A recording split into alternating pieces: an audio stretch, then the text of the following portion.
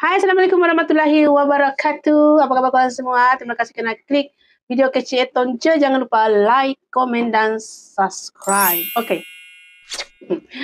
Saya tengoklah IG tadi, tengoklah sekejap kan. Sebab kadang-kadang saya suka juga tengok benda-benda dalam IG ke apa ke kan. So, saya nampaklah satu postingan di ni. Try, nampak tadi?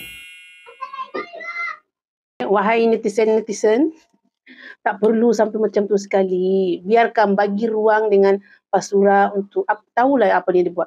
Dia nak explain ke, dia nak diam saja ke dan settlekan masalah ni tanpa memberitahu kepada satu Malaysia ni, okey je. Okey je, biarkan, bagi dia masa, bagi dia ruang. Okey, sebab apa? Sebab dia memang bukan sejenis yang suka share benda-benda yang macam ni kan. So, tahulah tu nak handle dia macam mana. Kita tunggu je lah kesudahannya macam mana. Tak perlu nak desak inilah, nak desak itulah. Dan yang paling saya seram-seram sejuk juga bila saya masuk dalam IG dan ada satu postingan dia kata apa tau? Keputusan Fatah Amin untuk menceraikan Fasura tu adalah keputusan yang sangat tepat. Kerana Fasura sekian-sekian macam ni, sekian-sekian. Saya nampaklah komen-komen di situ, ya Allah. Sedih juga kadang-kadang. Saya ni adalah salah satu peminat Fasura tau. Minat dari dulu. Sampai ke saya pernah bergaduh dengan fans Nilofa dulu. Di IG lah. Sebab dia suka Nilofa, saya suka Fasura kan. So, inilah.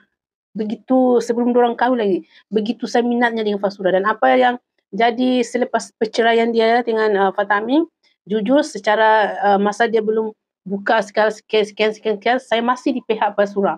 Tapi bila dia buka macam tu, saya berpaling lah. Tapi bukan orang kata sampai nak memaki bila dia ada masalah macam ni. Orang tu nak memaki macam ni, nak memaki macam tu. Tak.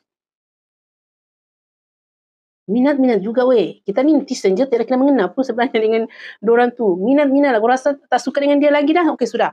Tak perlu nak keluarkan kata-kata Fatah Amin mengambil keputusan yang tepat meninggalkan dia sebab dia sejenis perempuan yang tak pandai bersyukur, yang tak pandai cukup. Yalah, kehidupan dia kan mewah macam tu. So, adalah yang komen di situ. Sebab itulah Fatah Amin kata dia selalu membagi nafkah lah. Cuma antara cukup dengan tak cukup itu dia tak tahulah. Terpulang dia lah.